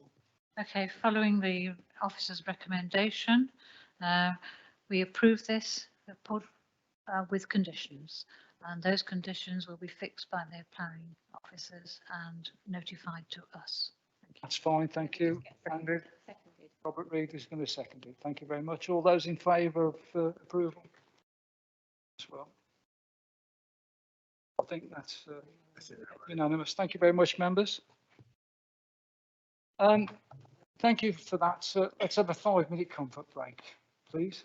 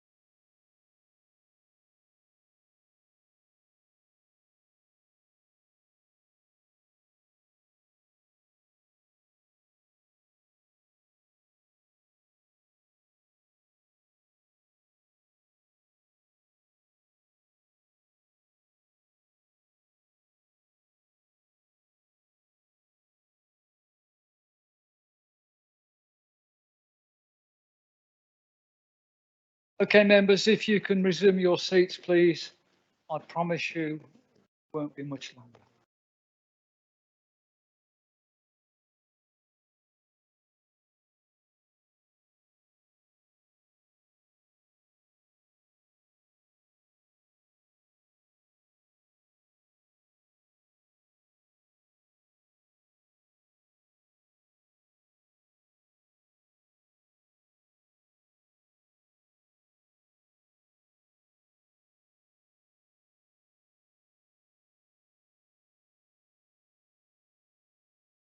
Okay, members, let's resume the committee meeting, please. Are there any visitors outside? Want to come back in? Oh, Veronica. Oh, yes. Sorry, I always call you Victoria, Veronica, don't I? Yes.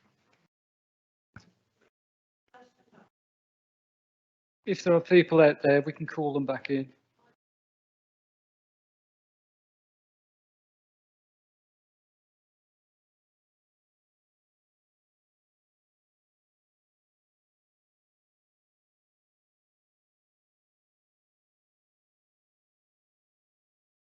Okay, we're ready to go. Thank you for that, members. The next application is 22/00670 stroke VAR, and it concerns a temporary caravan site. Lucy, if you can just Ella, if you, yes, I'm sorry about that. If you can just summarise the application for us, please. No problem, Chair. This application proposes permanent retention of 4 Gypsy and Traveller pitches.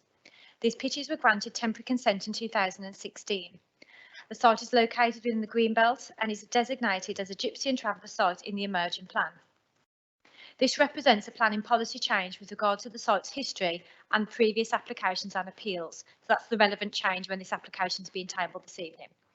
Very special circumstances are considered to exist with regard to the development, specifically with regard to the shortfall of supply.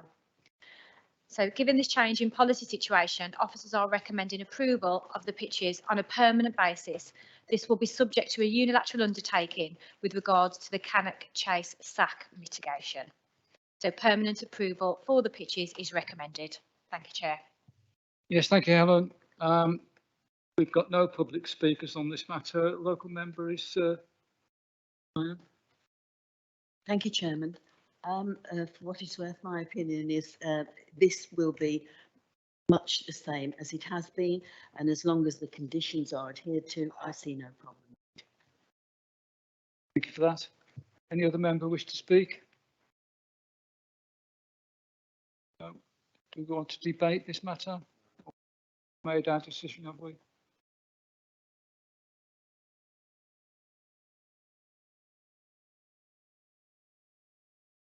All those in favour of the application, please vote now. Okay.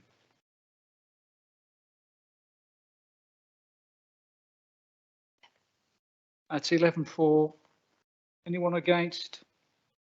Any abstentions? One extension. The application is agreed. Thank you very much for that. Move on to the last planning application, 23/00024 FUL, Treetops School Lane Coven. Ellen, over to you again. Thank you. Thank you, Chair. This application relates to a detached bungalow with a large garden and vehicle access that fronts onto School Lane, Coven. The application proposes to subdivide the plot and erect a new dwelling in between 2 detached residential dwellings. Agricultural fields are located to the north beyond School Lane. Located to the south of the site are the village playing fields, which adjoins then Coven's development boundary. The site is located within the Greenbelt. The application proposes the erection of a pitched roof 3-bed bungalow. A shared access and drive would be formed with Treetops, which is the host property, onto School Lane. The existing trees are to be retained and a new hedgerow is to be planted. So there was a site visit carried out for this application, but for those members who weren't able to attend or are not familiar with the site, I've just got a couple of slides. So the one on the left-hand side is the application site, and that's looking across to a neighbouring property called the Bungalow. The one on the right-hand side is the application site itself, looking towards the open fields to the rear. Left-hand photograph is again the application site as it kind of sweeps round. A school lane follows around the curve of the highway and the neighbouring property adjacent to the playing fields. And the picture on the right-hand side is Treetops itself, which is an existing bungalow.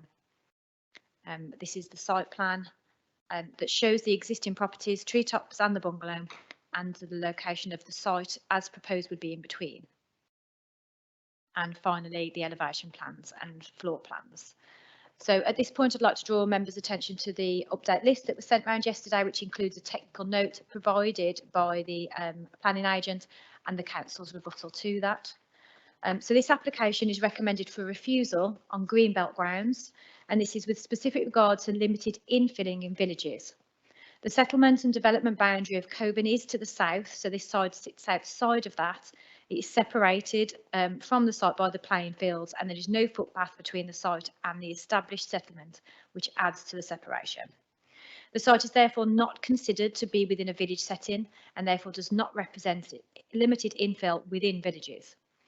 As such, the proposal here represents inappropriate development in the Greenbelt, and no very special circumstances have been progressed which clearly outweigh the policy objection. Given this context within the Greenbelt, officers are recommending refusal. Thank you, Chair. Thank you, Helen. This matter was called in by Councillor Wendy Sutton, who did make the site meeting yesterday morning and gave us her thoughts on this matter. But unfortunately, she's fallen ill this afternoon and can't make this meeting. She was keen to understand what was meant by the ribbon development. And she also wanted to let us know that in the delayed local plan, the one we've just delayed for a reason, the land immediately behind this development is in there for house building. So there is going to be development taking place in the future. And this is going to extend the current size of Coburn Village, or the development area of Coburn Village. And that's basically what she wanted to tell us. Okay, right. So we've got another local member. Again, Diane, yours. Do you want to speak? Just briefly, thank you, Mr. Chairman.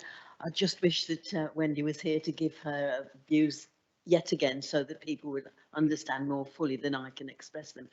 But Helen did explain to us that it is a grey area, and it could easily be accepted in either direction, if you like, to put it like that. So once again, I'm divided on this. I honestly don't know whether to approve or fully, or go along with the officer's recommendation because of what Helen did explain to us yesterday. As I say, it's being a grey area. Perhaps you could enlighten us again tonight, Helen, could you? Thank you.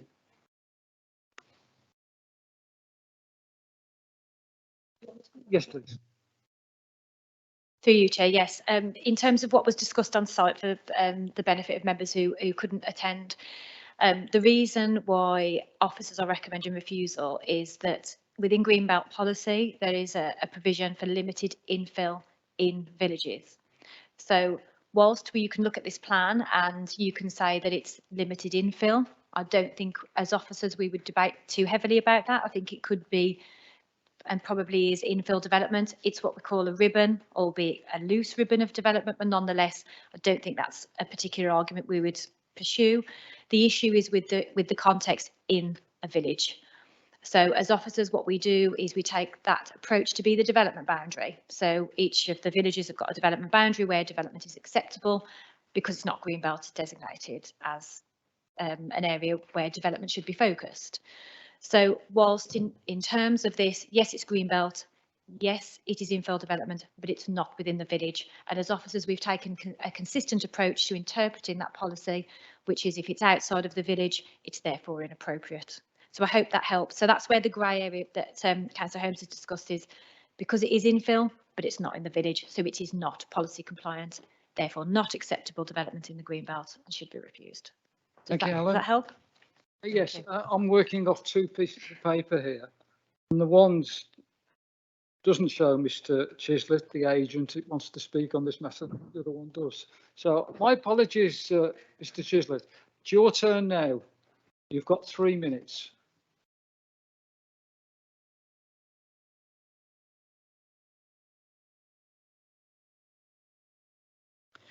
This application has been submitted following detailed conversations and feedback with the local authority.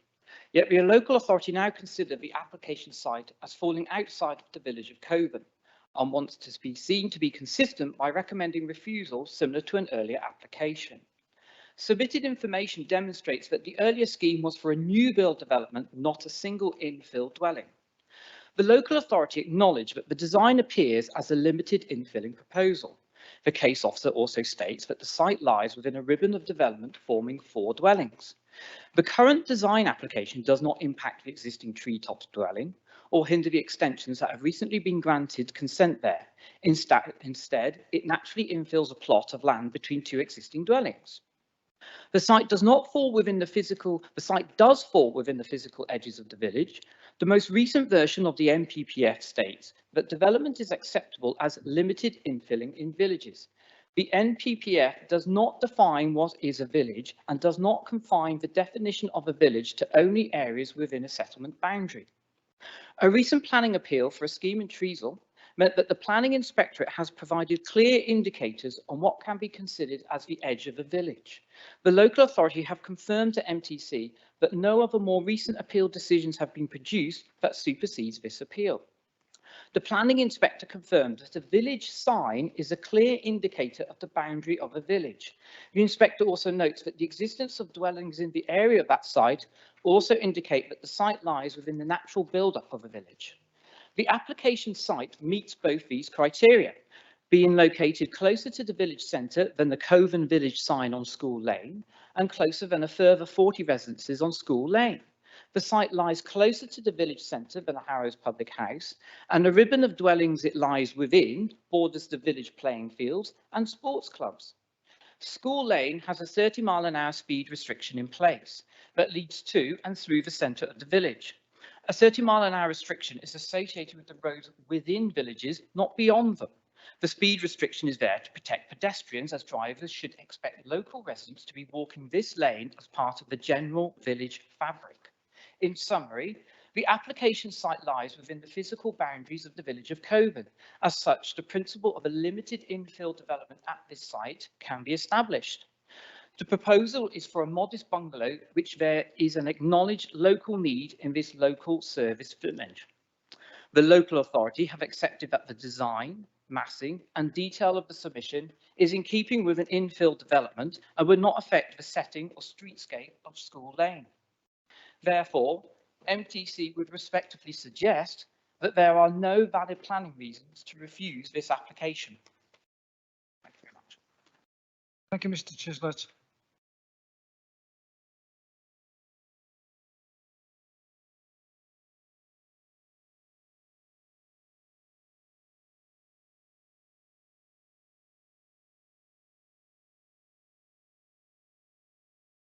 Thank you, Chair. Yeah, through you, just to say that the comments just raised were obviously evident in the technical note that was provided to members, and the rebuttal has been provided within the update list.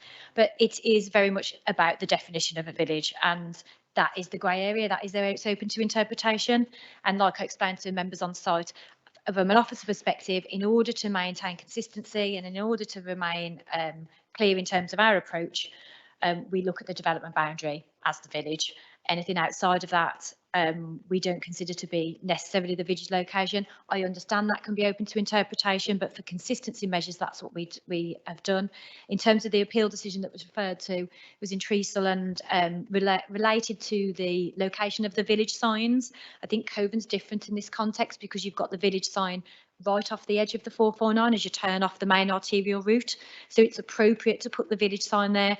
I would not be putting significant weight on the sometimes random location of village signs dependent on the access point. So that's why we use the village boundary and the development boundary as a definitive factor. Thank you, Chair. Yes, thank you, Howard. Does any member, Robert Reid, yes, go. Thank you, Mr. Chairman. I think that defining a boundary is called one can imagine. It's very difficult to say exactly where the boundary is. The mere fact that there is a grey area which the officers told us about gives me the reason to approve the recommendation for refusal. I think that we can't deal with grey areas just to know either yes or no, and we don't. Thank you, Mr. Chairman. Thank you. Any other member wish to speak? Councillor Perry. Kennedy. I do note that in the plan, I'm sorry I wasn't able to go to the site visit, but I did note Wendy's comments about it, and she felt that it's not an inappropriate development. I did myself, my entire childhood, live within 20 yards of a village sign that was past my house.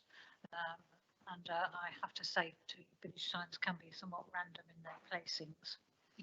But I did note from the County Highway report that they felt that the visibility would be improved for access if this dwelling was actually approved, and that they had rescinded their previous recommendation of refusal. Could you say a bit more about that? Is it entirely due to the visibility, please? Yeah, through you, Chair. Yeah, there are no technical reasons for refusal. So in terms of the highway safety issue, even though there would be another property using the same access point, because it would be a driveway created for both, the provisions for opening up the site do improve visibility. So we have no issue with technical issues in terms of highways. There would be no issue there.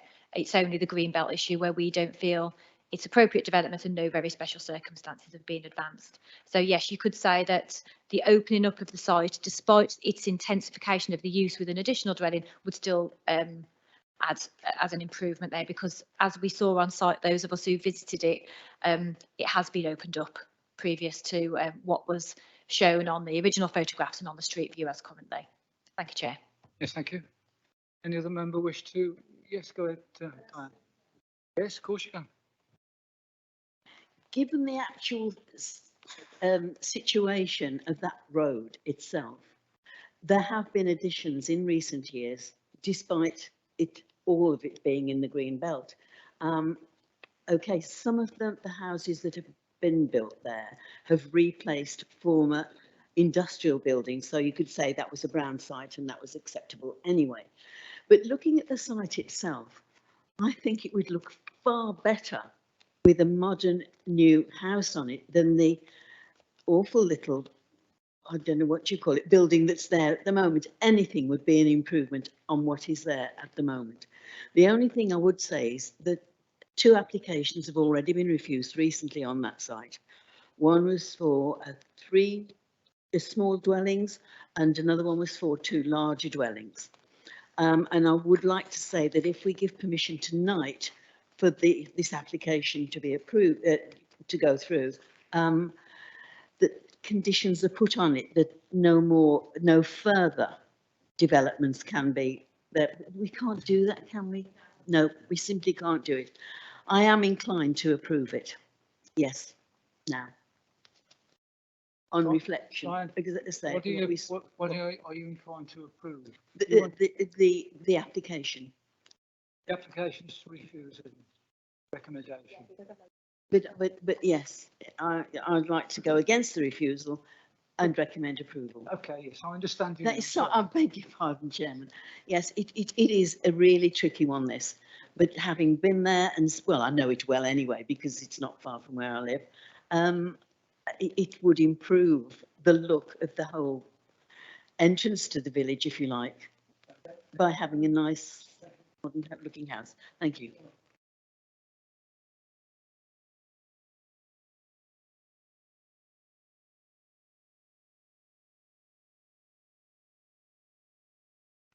Thank you, Jay. Just to come back on a couple of points, you've kind of rounded it off. We can't condition no further development. We have to look at that on its own merit. So we wouldn't be able to do that irrespective of any conditions tabled this evening.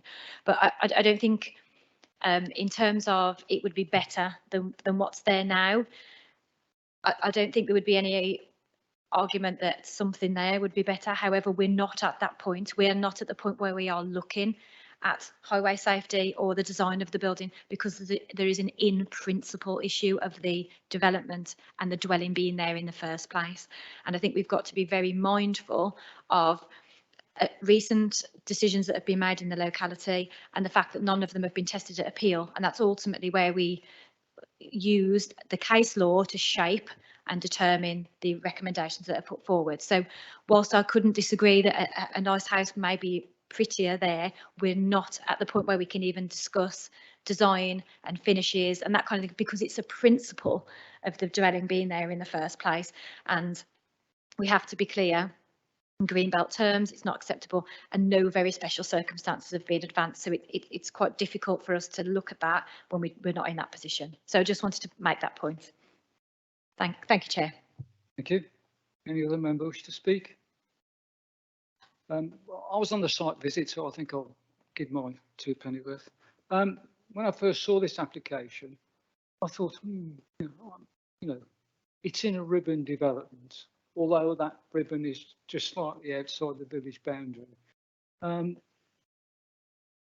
You walk down the street and there are new buildings very close to where this application site is. And I thought to myself, well, what would the average person in the street think about this application? I think a reasonable person would say, well, that's okay, because we've got new buildings here, there and everywhere. But the underlying important factor is this is Greenbelt land. In Greenbelt, we've got a duty to protect our Greenbelt. And every time I've submitted a voting notice, I've said, very first thing I'm going to protect for you is my Greenbelt or your. And I'm going to stand by that tonight. There are no very special circumstances being introduced here to allow us this application to go ahead. And I'm afraid I would vote against that proposal. Thank you.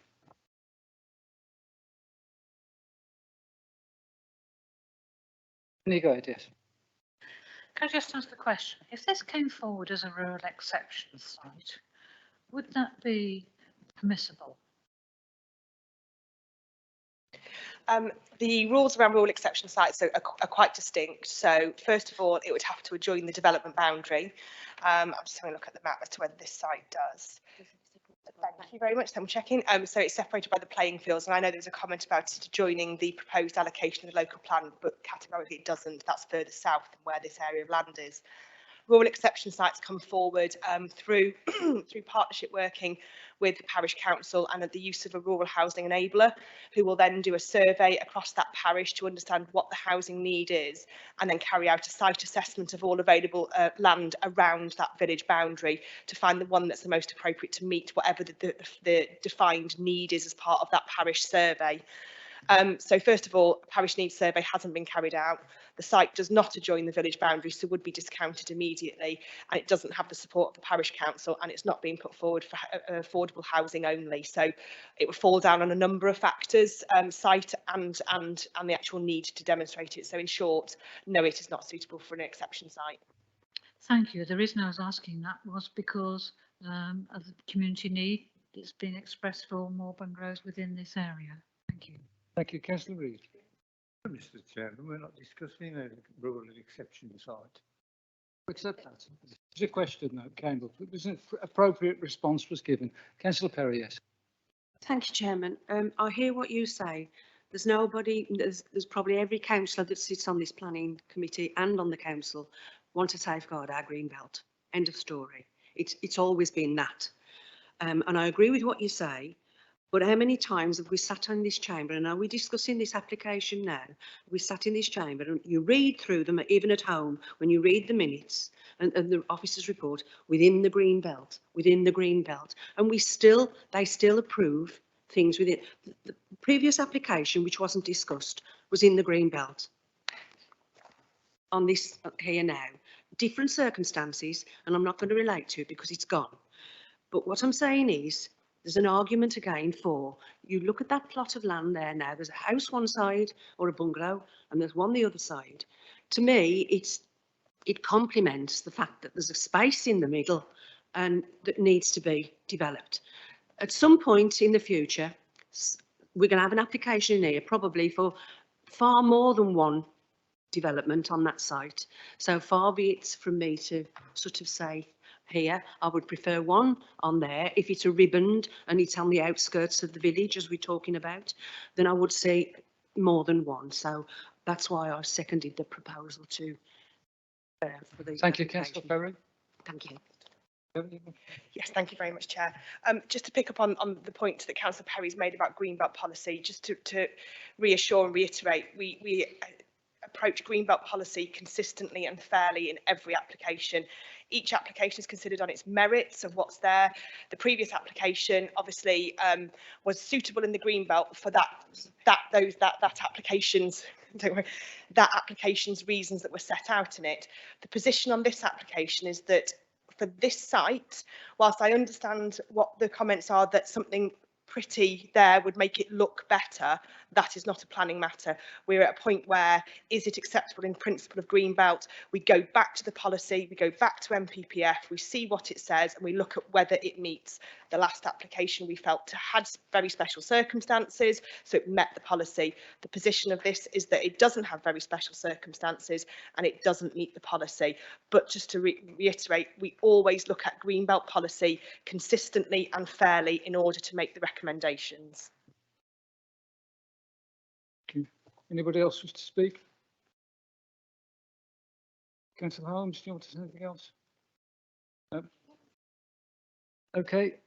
All those in favour of the proposal, which is to approve this application, can you please vote now? Sorry, yes.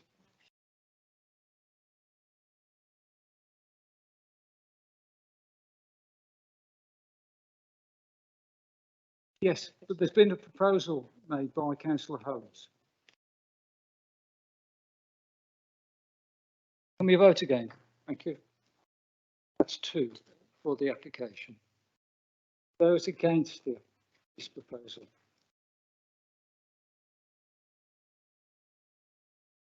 That's lost. Yes. How many vote against, please? 8. So that's 2 for, 8 against. Any abstentions? 2 abstentions. Thank you, members. That proposal is lost. Let's go to the recommendation now, unless there's anybody who wants to debate further. No. The recommendation is to refuse this application. All those in favour of refusal, please now vote.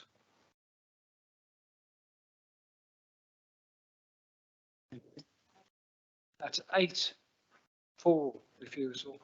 Those against? 1 against. Any abstentions? 1 abstention. 2, sorry. So that recommendation is carried. The application is refused. Thank you, members. That comes to the end of the planning determinations for tonight. We can now move into the last agenda item, which is the development manager, team manager. Over to you again, Helen. Thank you, Chair. Just a brief summary for members, as you've had the opportunity to read the report, that since the last report, sorry, I'm on the wrong page, there have been several appeal decisions that have made its way through the department. We've noticed that the pace of the appeal decisions is picking up, so it looks like a lot of the decisions that have been sat with the planning inspectorate are now starting to be released, and they are coming before us. As a matter of interest, there's been quite a lot since this report was drafted, so at the next committee there will be quite a lot to report. But as you'll see from the report, very positive in terms of the outcomes here, and the recommendations tending to go with officers generally, and that's what we're finding at the moment coming out of PIN, so that's good news in terms of our success rate. So in terms of the appeals, the first one we've got is 68 Sandringham Road, which was an appeal against a refusal of planning permission for a 2-bed detached dwelling with parking and alterations to the host property, with the main issues being the effect of the proposed development on the character and appearance of the area, highway safety with regard to off-street parking and living conditions for future occupiers. So all of the issues were covered by the inspector and were agreed with regards to the first 2 points, but not with regards to living conditions, as they didn't agree with our interpretation of how many people would be likely to live there. Bear with me, sorry. The second one is an application related to trees sited within Pineways in Wordsley. So this is a site that is located outside. The property itself is outside of the district, but the trees themselves fell within. So this was for a tree replacement notice. Now, when you read this, it sounds as if that the appeal was allowed, but it was in part, but it only related to the number of replacement trees. So there was an alteration to 100 trees to be replaced down from 115. So that's why that says it is partially awarded, but that's a good news story generally all round. The next one within the report is the land of Micklewood Lane, Penkridge, South Staffordshire. I have made no attempt to summarise this in this report because I couldn't possibly do it justice. So I think it's worth reading in full and coming back if there are any inquiries about it. It's very detailed, very considered and very balanced for those of you who have had the opportunity to read it. So I would encourage that if you haven't had time to date. And then the next one was 31 Meddins Lane in Kimver, which was a householder appeal which related to a loft conversion, which included dormer windows and an increase in the roof height. So this was the only appeal that was allowed, and this was due to the inspector not agreeing with the views of the officers with regard to character of the area and living conditions of residents and outlook to neighbouring properties. But that was an on-balance decision and ultimately down to a judgment. So they cover the appeal decisions since the last report. And then you will notice the updates from central government, which are all going in the right direction, and we're on a steady trajectory in terms of number of applications determined and the quality and the speed. So all in all, good news in terms of the department. Thank you, Chair. Thank you very much, Helen.